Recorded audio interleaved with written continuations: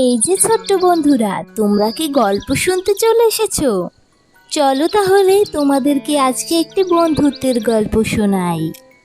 আজকের গল্পটির নাম বন্ধুত্বের বন। বেশ কিছুদিন আগের একটা সময়ের কথা।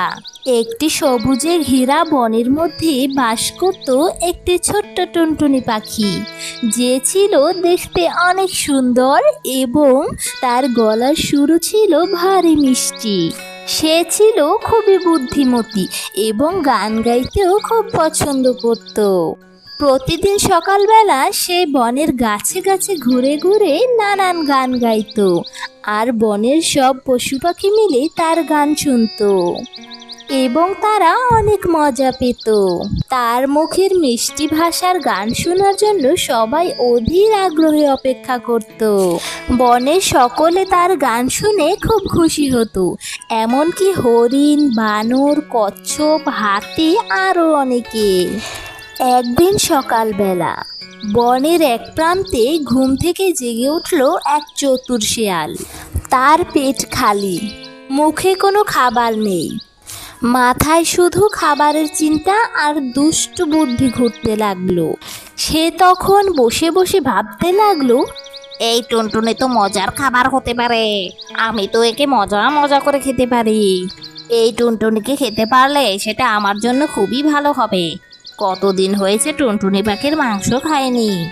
আহা হা হা হা, টুনটুনি পাখির মাংস কি মিষ্টি কি মিষ্টি, আজকে ওকে ধরে খেতেই হবে। এইসব দুষ্টু বুদ্ধি মাথায় নিয়ে সে টুনটুনির কাছে গেল এবং টুনটুনিকে বলল, ওগো টুনটুনি, তুমি তো কি মিষ্টি গান করো। তোমার গান শুনে মনটা একদম ভরে যায়। তোমার গান শুনলে মনটা খুশিতে ভরে ওঠে। তুমি তো এই বনের সত্যিকারের রানী। টুনটুনি তখন হেসে বলল, হা হা হা হা হা, তোমার মুখে মিষ্টি মিষ্টি কথা, কিন্তু তুমি তো আমাকে খেতে চাও, এটা আমি খুব ভালো করে বুঝি। আর তোমাকে ঢং করতে হবে না, আমি তোমার মনের মতলব সব বুঝে গেছি। শেয়াল তখন মুখে হালকা হাসি দিয়ে বলল, হ্যাঁ হ্যাঁ হ্যাঁ, আরে না না, আমি এখন অনেকটা বদলে গেছি। আমি এখন আর মাংস টাংস খাই না, বুঝলে। তুমিও সব চিন্তা করো না, আমি মাংস খাই না, তুমি নিশ্চিন্তে থাকতে পারো। এখন আমি নিরামিষ খাই মাত্র, আমার ওই ফলমূল শাকসবজিতেই চলে। আমি এখানে এসেছি শুধুমাত্র তোমার গান শুনতে, বুঝলে। টুনটুনি কিন্তু বুঝতে পারলো শেয়ালের মাথায় অন্য ফন্দি রয়েছে। সে তখন ভাবতে লাগলো, এই শেয়ালকে দিয়ে একটু মজা করা দরকার, ওর মাথার দুষ্টু বুদ্ধি কখনোই যাবে না।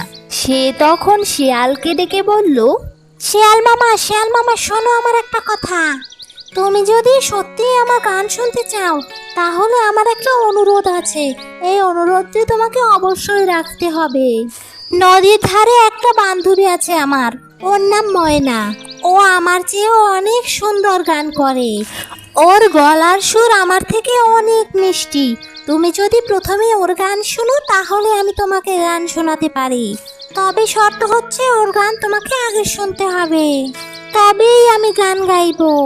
তখন শিয়াল মশাই রাজি হয়ে নদীর দিকে রওনা দিল, কিন্তু সে বুঝতে পারলো না যে এটা একটি ফাঁদ ছিল। ময়না পাখিটি ছিল কুমিরের ভালো বন্ধু। শিয়াল যখন ময়নার গান শুনতে গেল, কুমিরটি তখন সামনে এসে দাঁড়ালো। কুমিরটি বলল, এই, তুমি কি এখানে টুনটুনিকে খাওয়ার জন্য এসেছো নাকি? শিয়াল তখন আস্তে আস্তে ঘামতে লাগলো আর কাঁপা কাঁপা গলায় বলল, না না, আপনি কি বলছেন? আমি টুনটুনিকে খেতে আসবো কেন? আমি তো ময়নার গান শুনতে এসেছি। তখন কুমির হেসে বলল, হা হা হা, এই বন আমাদের সবার। এখানে আমরা সবাই বন্ধু, বুঝলে। এখানে কারো ক্ষতি করার চেষ্টা করো না। এখানে চাতুরি করে কারো ক্ষতি করা যায় না। এবার থেকে সতর্ক হও তুমি। তখন লজ্জায় মুখ নিচু করে শিয়াল বনের বাইরে চলে গেল। এদিকে টুনটুনি গাছের ডালে বসে গান গাইতে লাগলো। সততার পথে শান্তি মিলে, চাতুরীর জালে মিলে ফাঁদ, ভালোবাসা ভাগ করলে বন হয় আপন সাথ। তার গান শুনে বনের সকলে খুব খুশি হলো। তখন তারা দেখতে পেল একটি ছোট্ট মেয়ে তাদের কাছে এসে হাজির হয়েছে। তার নাম মালা। সে তখন বলল, আমার নাম মালা, আমি গ্রাম থেকে এসেছি তোমাদের বন দেখতে। আমি টুনটুনির অনেক সুন্দর গান শুনতে পেলাম, তাই এখানে ছুটে আসলাম।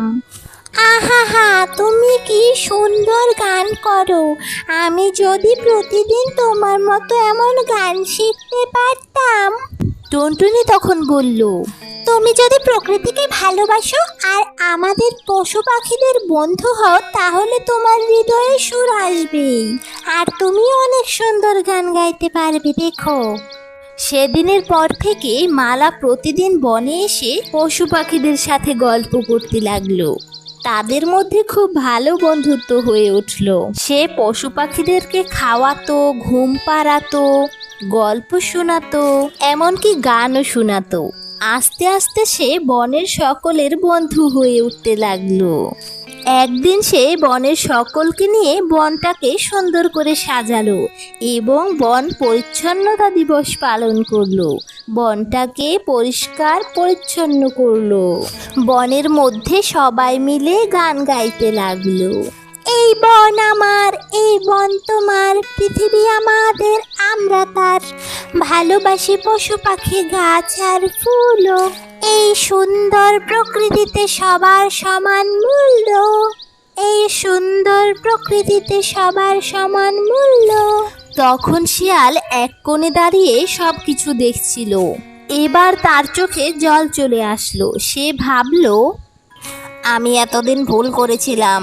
চাতুরি করে কিছুই পাওয়া যায় না, ভালোবাসা দিয়েই সকলের হৃদয় জয় করতে হয়। পরের দিন সে টুনটুনির কাছে গিয়ে বলল, টুনটুনি, এই টুনটুনি, তুমি কি আমাকে ক্ষমা করবে? আমি আমার ভুল বুঝতে পেরেছি। আমি এখন নিজেকে বদলাতে চাই, ঠিক তোমাদের মতো হতে চাই, আর তোমাদের সাথে সকলের সাথে মিলেমিশে এই বনে থাকতে চাই। টুনটুনি তখন মুচকি হেসে বলল, যদি সত্যি তুমি বদলাতে চাও, তাহলে আজ থেকে তুমি এই বনের রক্ষক। তুমি আজ থেকে পাহারা দেবে, যাতে কেউ আমাদের এই বনের ক্ষতি করতে না পারে, ঠিক আছে? তখন শিয়াল মাথা নিচু করে সম্মতি দিল। তারপর সে সত্যি বদলে গেল। পথভ্রষ্ট শিশুদেরকে সঠিক পথে ফেরাতো আর সব সময় বনের পাহারা দিত, সকলের সাথে মিলেমিশে থাকতো। সে সব সময় দুর্বলদের রক্ষা করত। এভাবেই টুনটুনি, মালা আর তাদের বন্ধু বান্ধব পশু পাখিরা মিলে একটি সুন্দর বন্ধুত্বপূর্ণ বন গড়ে তুলল। বনটির নাম হলো ভালোবাসা ও বন্ধুত্বের বন, যেখানে কেউ কাউকে ঠকাতো না আর সকলে সকলের বিপদে আপদে পাশে থাকতো।